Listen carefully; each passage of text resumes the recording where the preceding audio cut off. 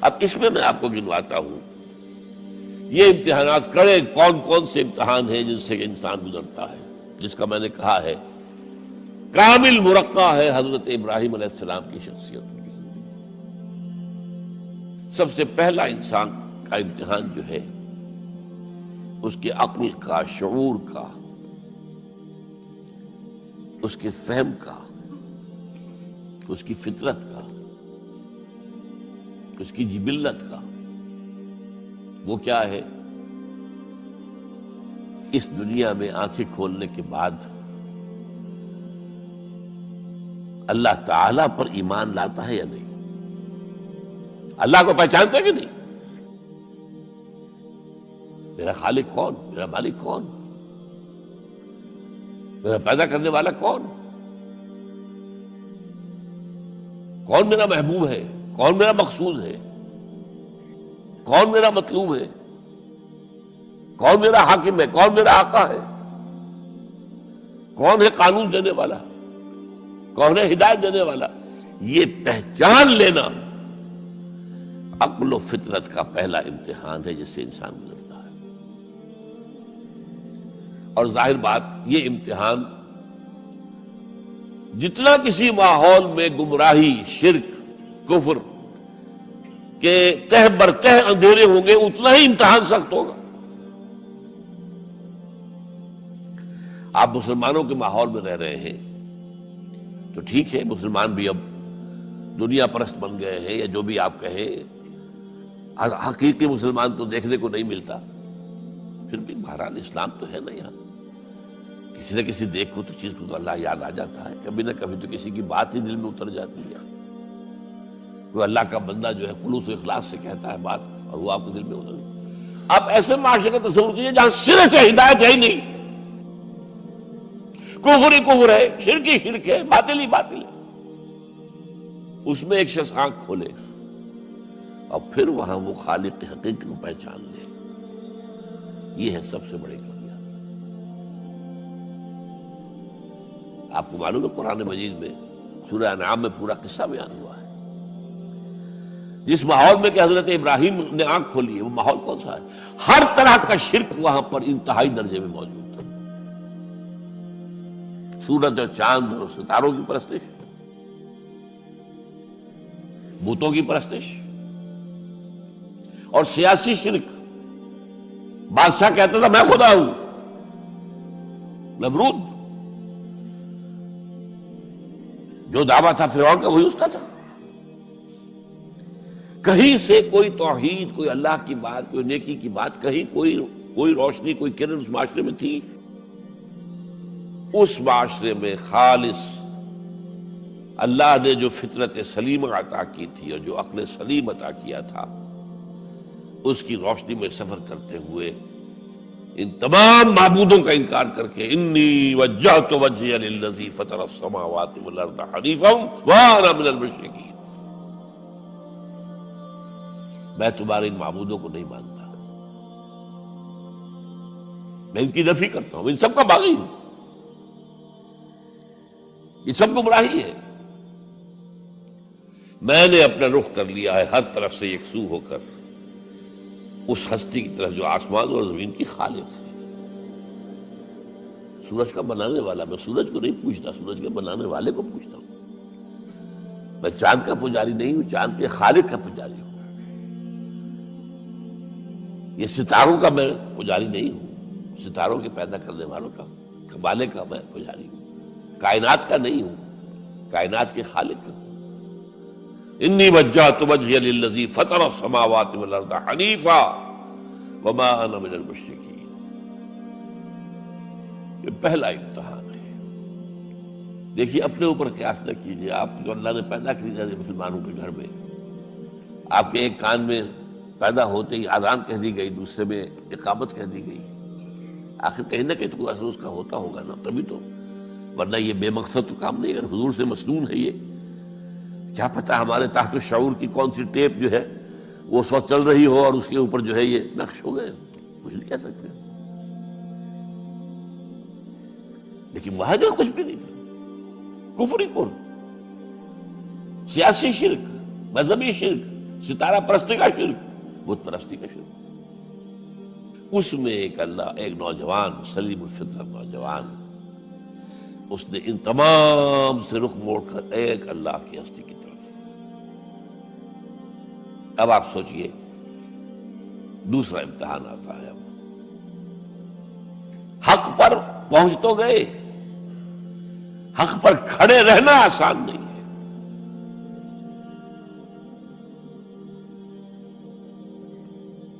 اس کے لیے امتحانات آئیں گے، آزمایا جائے گا۔ الف لام میم احسب الناس ان یترکوا ان یقولوا آمنا وهم لا یفتنون وَلَقَدْ فَتَنَّا الَّذِينَ مِن قَبْلِهِمْ فَلَيَعْلَمَنَّ اللَّهُ الَّذِينَ صَدَقُوا وَلَيَعْلَمَنَّ الْكَاذِبِينَ۔ ہم تو آزماتے ہیں، پھر تم نے کہہ تو دیا ربی اللہ، اچھا آپ دیکھتے ہیں تمہیں جانچیں گے، پرکھیں گے، امتحان دیں گے تمہارا۔ وہ امتحان کیا تھا؟ اسی کو کہا نا سورۃ حامیم سجدہ، ان الذین قالوا ربنا اللہ ثم استقاموا، بے شک وہ لوگ جنہوں نے کہا ہمارا رب اللہ ہے اور پھر جم گئے۔ یہ جم جانا جو ہے اس استقامت میں قیامت مضمن ہے۔ سب سے پہلے گھر میں جنگ ہوئی، باپ کہتا ہے ابراہیم کیا؟ اراغب انت عن آلہتی یا ابراہیم، اے ابراہیم یہ کیا؟ تم میرے آلہہ، میرے جو معبود ہیں ان سے تم نے روگردانی کر دی ہے۔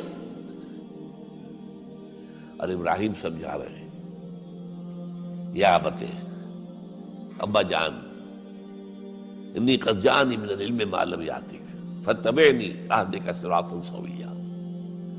ابا جان میرے پاس وہ علم آیا ہے جو آپ کے پاس نہیں آیا، مجھے اللہ نے وحی کے ذریعے سے ہدایت کاملہ عطا کر دی ہے، تو آپ کو میری پیروی کرنی پڑے گی۔ دیکھیے بات الٹی ہو رہی ہے، وہ باپ ہے تم بیٹے ہو، وہ کہہ سکتا ہے میں نے اپنے یہ بال دھوپ میں سفید کیے، تم کل کے بچے، آج تم مجھ سے مانگ رہے ہو، مطالبہ کر رہے ہو۔ دلیل پہلے دے دی ہے، یا ابت انی قد جانی من العلم ما لم یاتک، وہ علم کا وہ شعبہ آپ کے پاس ہے ہی نہیں جو اللہ نے مجھے وحی کے ذریعے سے دے دیا، یاد آپ کو میری پیروی کرنی ہوگی۔ یا ابت لا تعبد الشیطان، ابا جان دیکھیں شیطان کی پیروی نہ کیجیے، انہ قال للرحمن عصیا، وہ تو رحمان کا بڑا گنہگار تھا، سرکش تھا، باغی تھا۔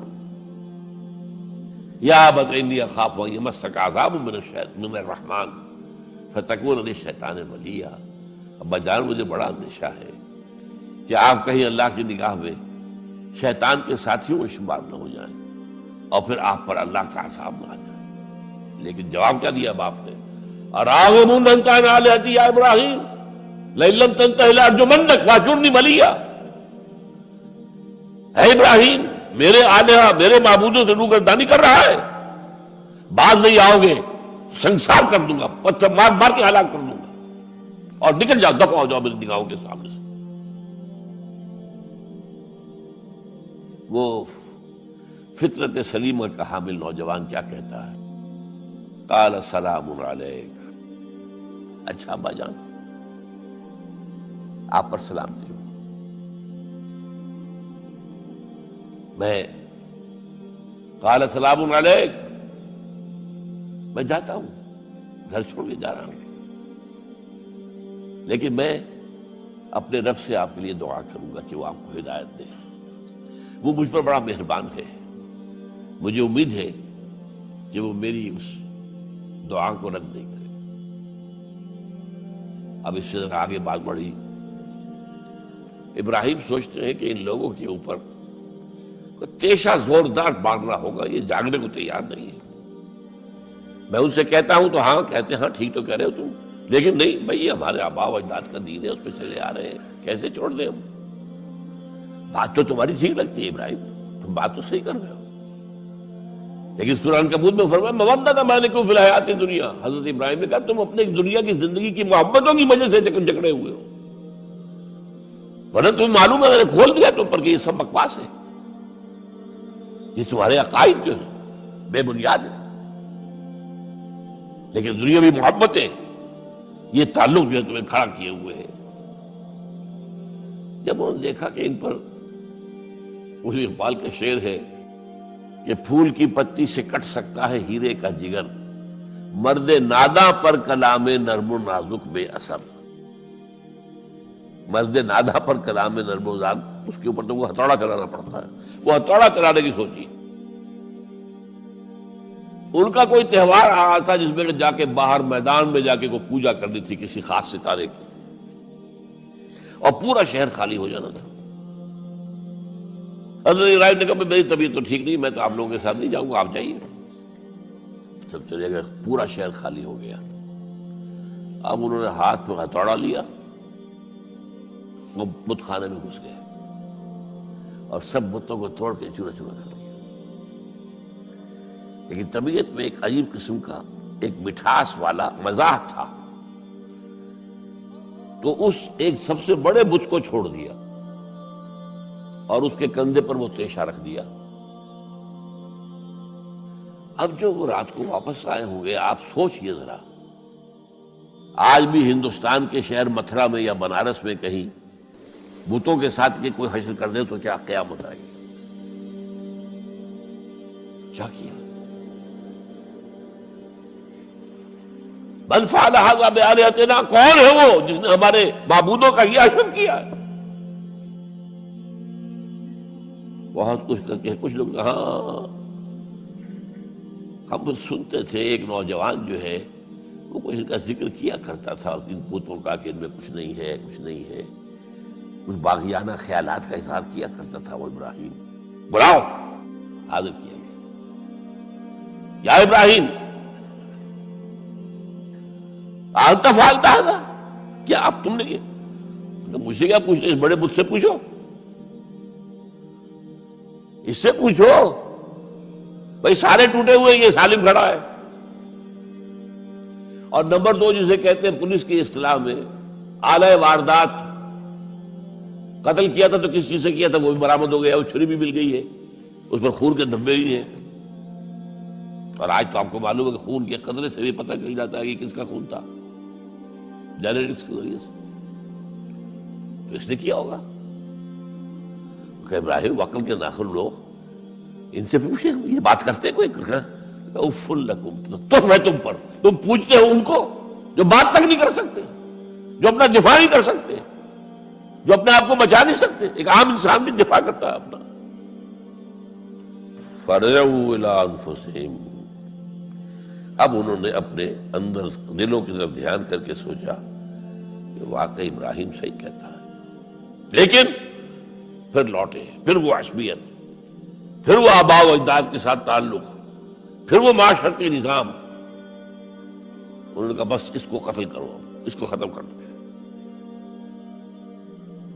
یہ اس کو فیس کرنا، آپ سوچ لیجیے یہ کتنے بڑے امتحان کی بات تھی، کتنے بڑے جگر کی بات تھی۔ اچھا چونکہ وہاں نظام بھی تھا، بادشاہ کے دربار میں حاضری ہو گئی۔ ابراہیم ہم نے سنا تم ہمارے سوا کسی کو خدا مانتے ہو؟ جی ہاں، کون ہے وہ خدا؟ فرمایا میرا رب وہ ہے جو زندہ رکھتا ہے اور مارتا ہے، ربی الذی یحیی و یمیت، قال انا احیی و امیت، میں بھی زندہ رکھتا ہوں اور مارتا ہوں۔ فوراً جو ہے حکم دیا، جیل خانے سے 2 قیدیوں کو بلایا، ایک کی گردن اسی وقت مار دی، دیکھو میں نے مروا دیا کہ نہیں، ہے نہیں میرے پاس اختیار، اور ایک کا جاؤ اسے چھوڑ دی، تو میں خدا ہوا کہ نہیں؟ حضرت ابراہیم نے سمجھ لیا کہ اب یہ جس قسم کی کچھ بحثی میں آ گیا ہے، یہاں بھی کوئی ہتھوڑا چلانا پڑے گا۔ فرمایا فإن اللہ یاتی بالشمس من المشرق فأت بہا من المغرب، میرا رب وہ ہے جو مشرق سے نکالتا ہے سورج کو، تم خدا ہو تو ذرا مغرب سے نکال کے دکھاؤ۔ فبہت الذی کفر،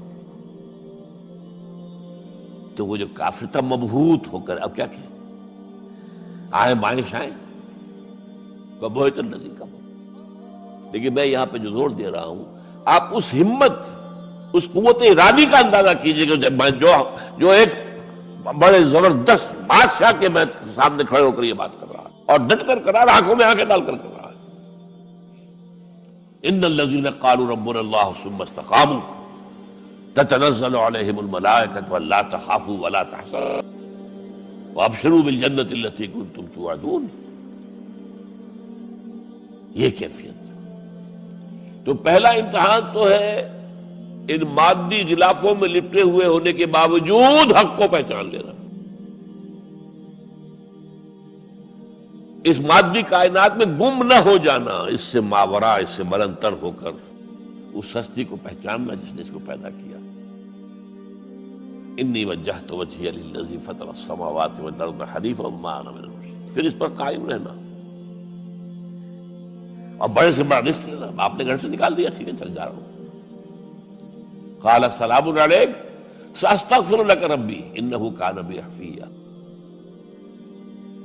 موت کو فیس کیا ہے تو اس طرح کیا ہے.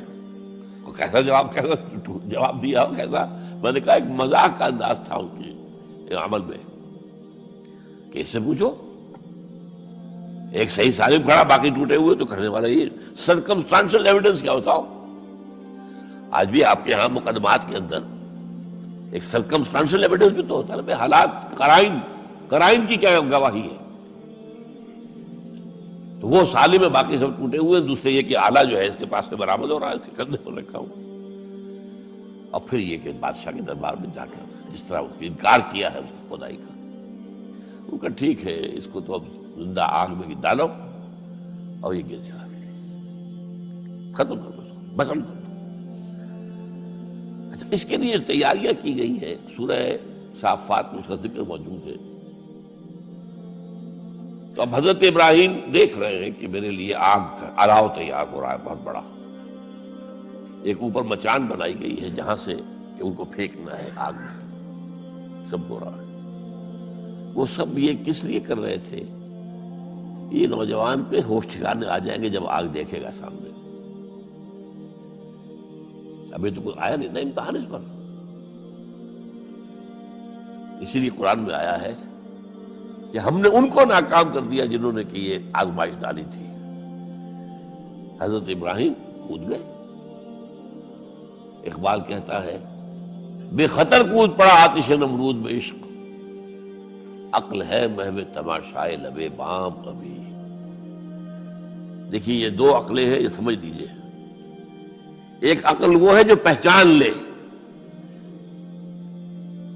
ایک عقل وہ ہے جو آگے چلنے سے روکے. دیکھو جواب ٹھیک نہیں، تمہارا کیا کر رہے ہو؟ اپنی جان سے کھیل رہے ہو، جان سے چلے جاؤ گے.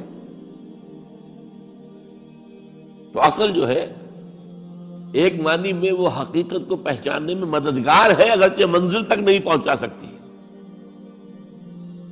گزر جا عقل سے آگے کہ یہ نور چراغ راہ ہے، منزل نہیں ہے.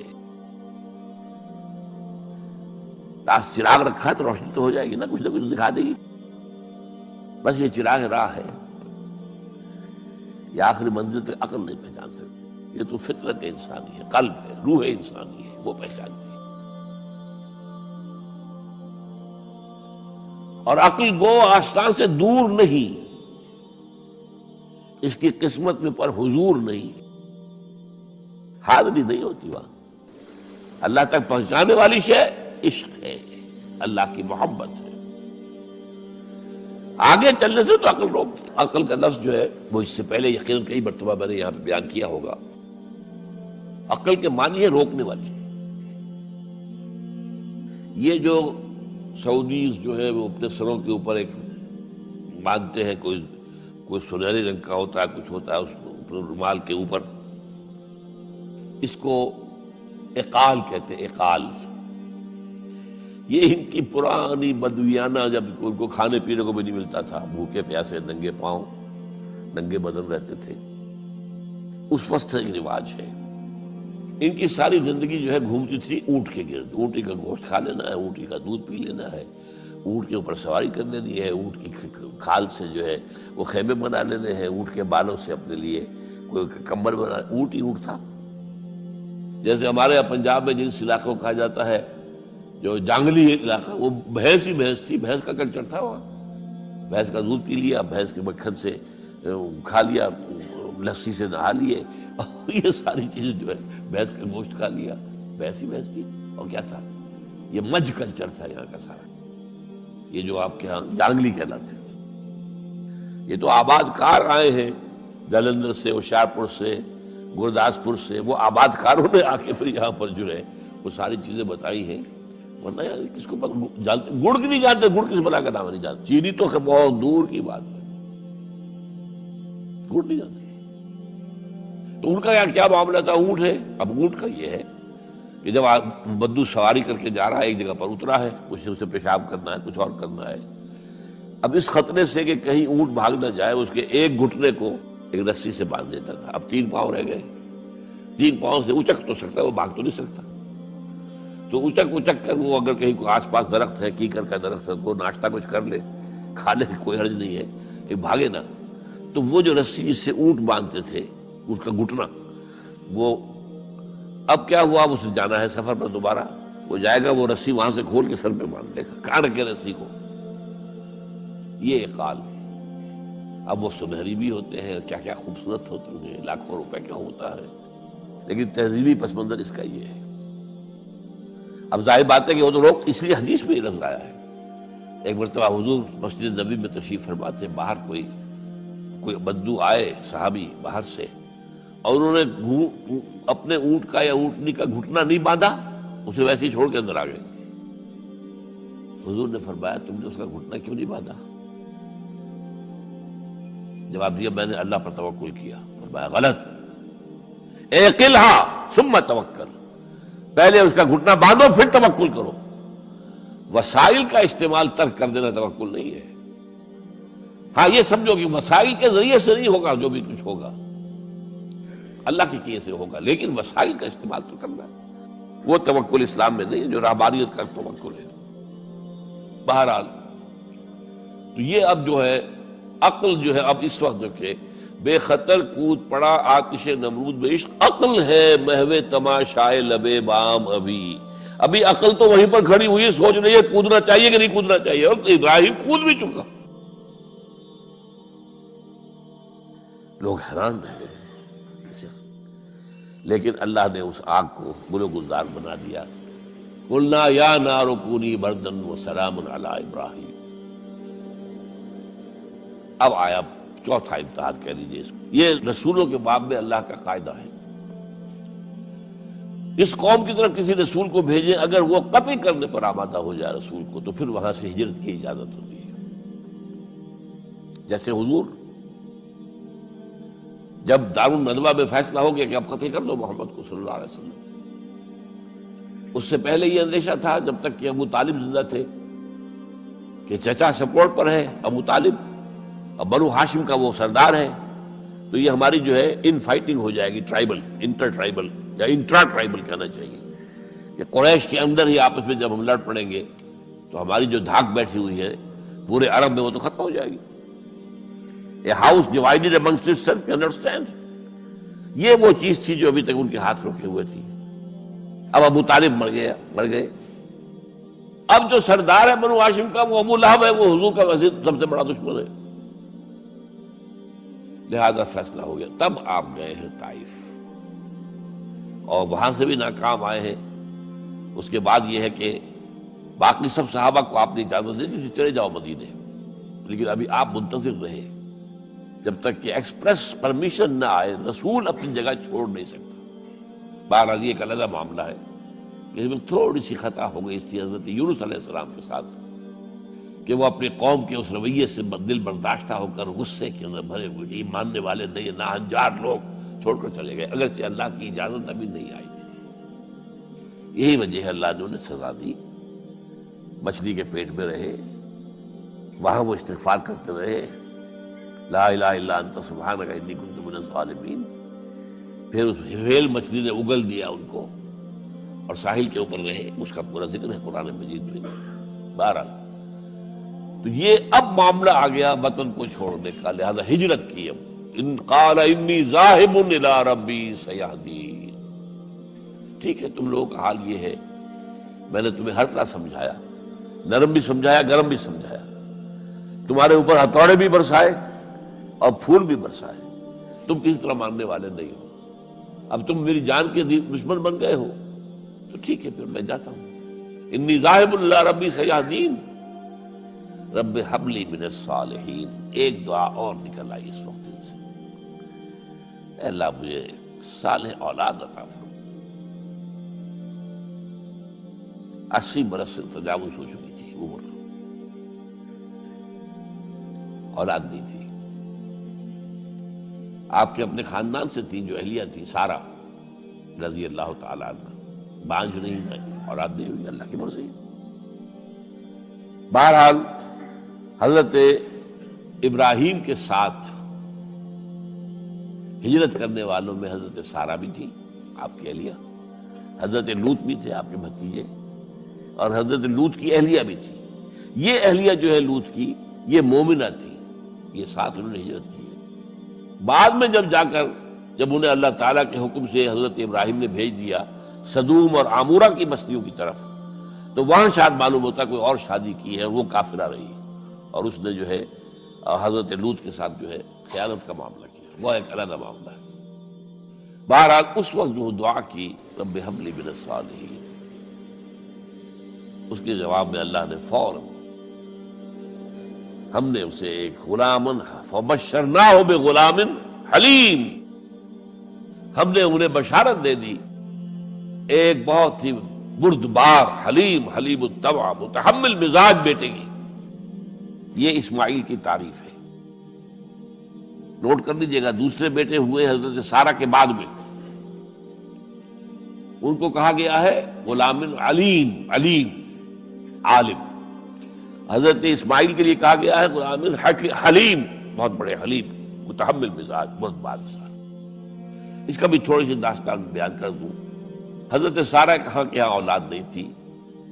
حضرت ابراہیم ہجرت کر کے آئے تھے، کہاں سے پیدا کہاں ہوئے تھے؟ شہر یہ جو عراق کا اس وقت کا سب سے بڑا شہر تھا، صدر مقام تھا، وہاں پیدا ہوئے تھے. وہاں سے ہجرت کر کے کہاں آئے؟ شام میں علاقہ، خاص طور پر فلسطین کا جو ہے کنعان، یہاں آ کر آپ نے ڈیرا اپنا جما لیا. اور اس کے قریب میں ہی 2 بستیاں تھیں جہاں پر کہ وہ سوڈومی والا معاملہ جو ہے آپ کو معلوم ہے، بدترین جو ہے گندگی تھی ان کے اندر، جہاں حضرت لوط علیہ السلام کو بھیجا. پھر انہوں نے ایک سفر کیا مصر کا. اس کی وجہ بھی سمجھ لیجئے، مصر میں اس وقت جو خاندان حکمران تھا وہ عرب تھا اصلا، وہ مصری نہیں تھے، وہ فرائضہ نہیں تھے، وہ مصر کے تھے، عرب سے آ کر لوگوں نے قبضہ کیا. تو حضرت ابراہیم وہاں گئے، وہاں ان کی بڑی پذیرائی ہوئی. ایک حادثہ سا بھی ہوا کہ یہ اندیشہ تھا کہ کہیں حضرت سارہ بہت خوبصورت تھی، تو کوئی بادشاہ جو ہے، وہ بادشاہوں کے اپنے انداز ہوتے ہیں، تو کوئی جو ہے کوئی غلط حرکت نہ کرے. تو کہا کہ سارہ سے کہا کہ میں جب یہ مجھ سے پوچھے گا یہ کون ہے تو میں کہہ دوں گا میری بہن ہے. نہیں میں کہوں گا بیوی، تو پھر تو وہ کہے گا ٹھیک ہے پھر یہ اب میں لیتا ہوں اس کو، بہن ہے. بہرحال اس میں جو بھی ہوا، اللہ تعالیٰ نے حضرت سارہ کی عزت بھی بچائی. وہ معجزہ دیکھا حضرت ابراہیم کی طرف سے جو اللہ نے پیش کیا، جیسے حضرت سارہ کو مصر کے بادشاہ کی اس غلط نیت سے بچائے رکھا. پھر اس شخص نے جو ہے اپنی بیٹی ہاجرہ یہ خدمت میں پیش کی. یہ ہاجرہ کنیز نہیں تھی، یہ اصل میں یہودیوں نے مشہور کر دیا ہے. یہودی کہتے ہیں کہ اصل بیوی تو تھی حضرت سارہ، اور سارہ کے ہاں اولاد بعد میں ہوئی ہے، وہ ہے اسحاق کے بیٹے ہیں یعقوب کی اولاد ہم ہیں. تو اصل تو ابراہیم کی اولاد ہم ہیں. ہاجرہ جو ہے تو کنیز تھی، لوڈی تھی، لہذا اس کی وہ عزت ہی نہیں. اسماعیل کی وہ عزت ہی نہیں، اسماعیل کا وہ مقام ہی نہیں. یہ یہودیوں کا قول ہے. لیکن وہ اصل میں کنیز نہیں تھی، وہ بیٹی تھی، شہزادی تھی. بلکہ تاریخ نے اپنے آپ کو پھر دہرایا ہے.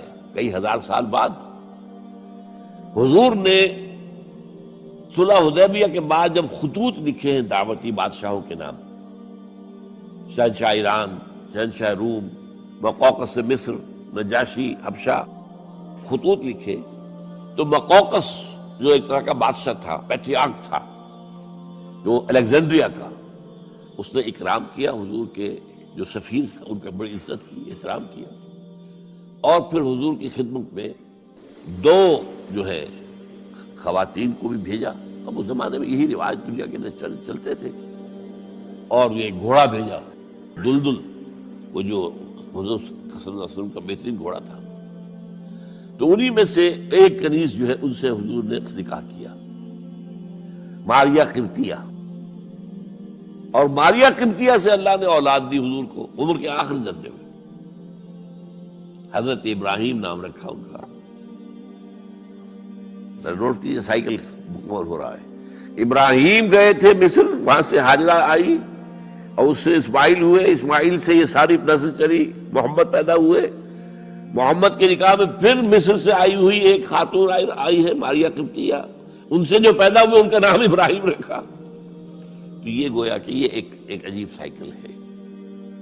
بہرحال لیکن جب حضرت سارہ نے دیکھا کہ میرے ہاں تو اولاد نہیں ہو رہی، تو حضرت ابراہیم سے کہا کہ میں آپ ہاجرہ کے ساتھ آپ جو ہے ذر و شوقت معاملہ قائم کر لیجئے، تو اللہ آپ کو ان کے ذریعے سے اولاد دے دے. مجھے تو امید نہیں ہے کہ میرے ہاں اولاد ہو.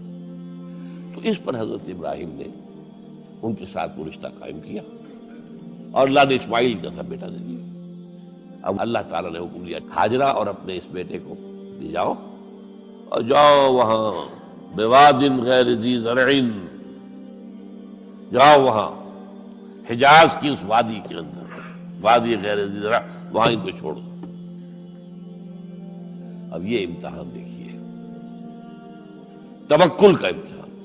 حضرت ابراہیم لے آئے، کوئی متنفس نہیں، کوئی گھاس تک پیدا نہیں ہو رہی. کوئی درخت کا ہونا تو اور بڑی بات ہے کہ کوئی کھجور کا درخت ہو یا کوئی اور درخت ہو. پانی نہیں، پانی کا ایک مشکیزہ تھا ابراہیم کے پاس، وہ چھوڑ دیا.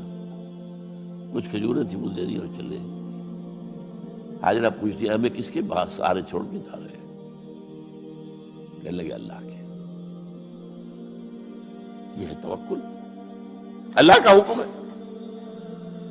دعائیں مانگ مانگ کر رب ہب لی من الصالحین فبشرناہ بغلام حلیم.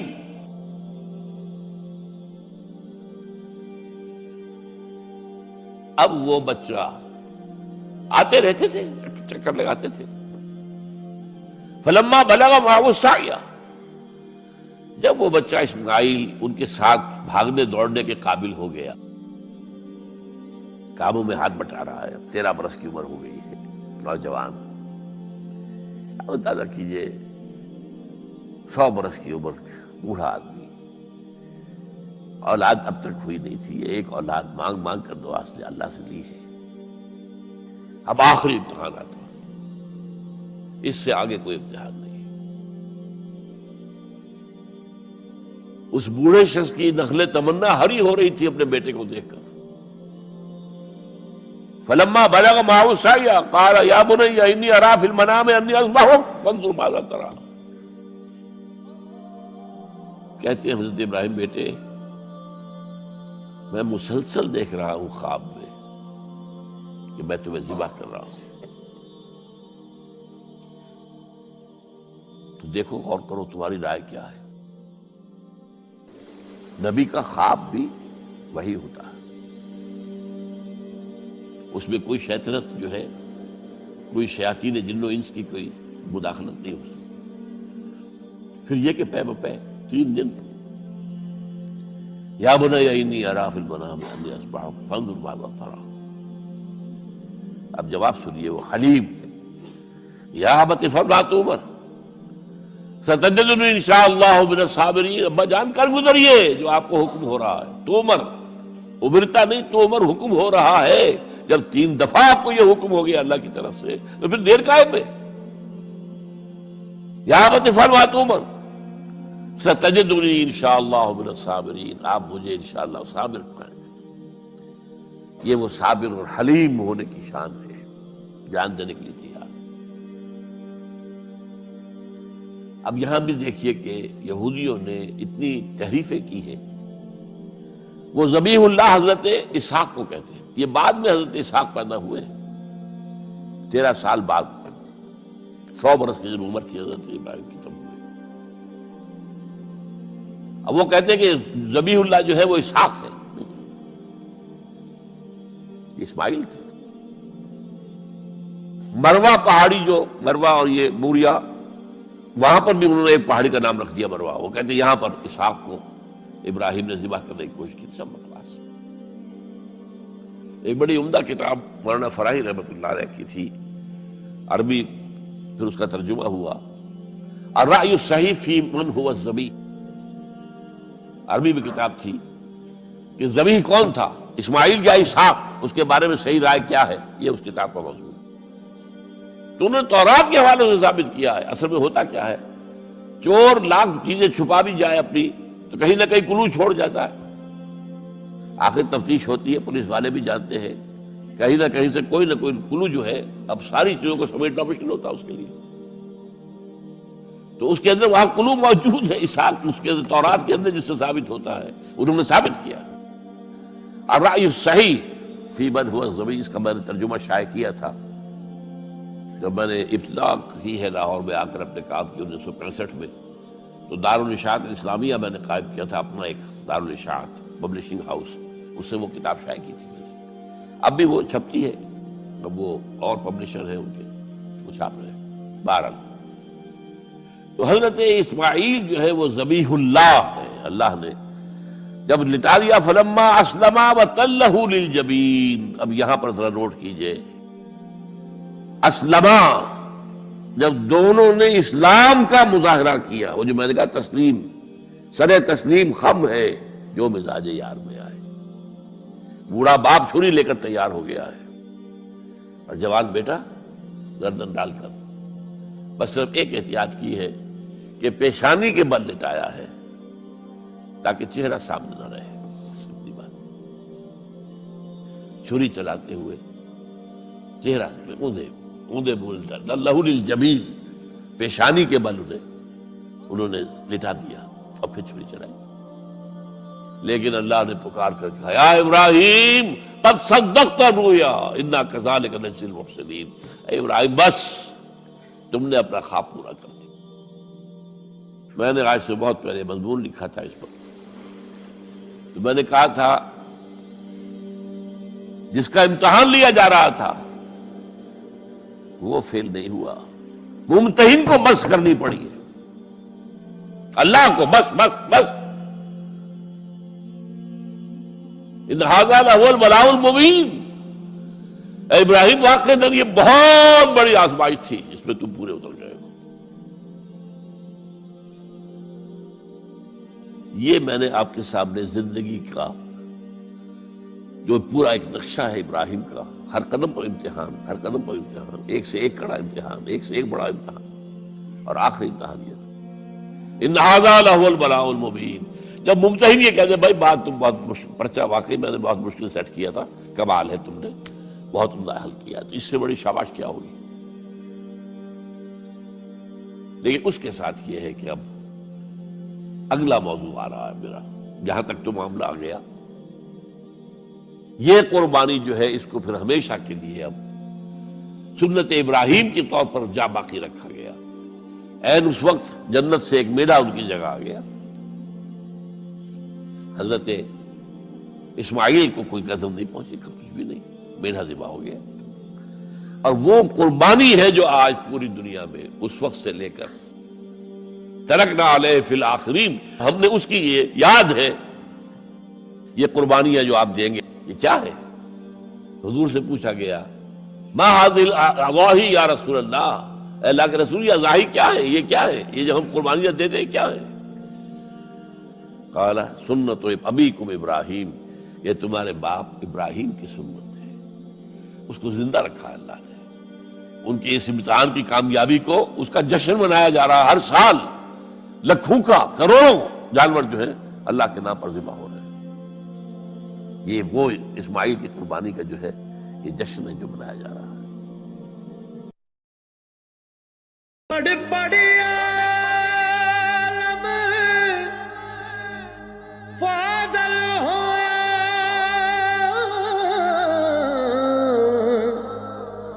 کدے اپنے آپ نو پڑھیا ہی نہیں، جا جا وڑدا مندر ਮਸੀਤੀ ਹੋ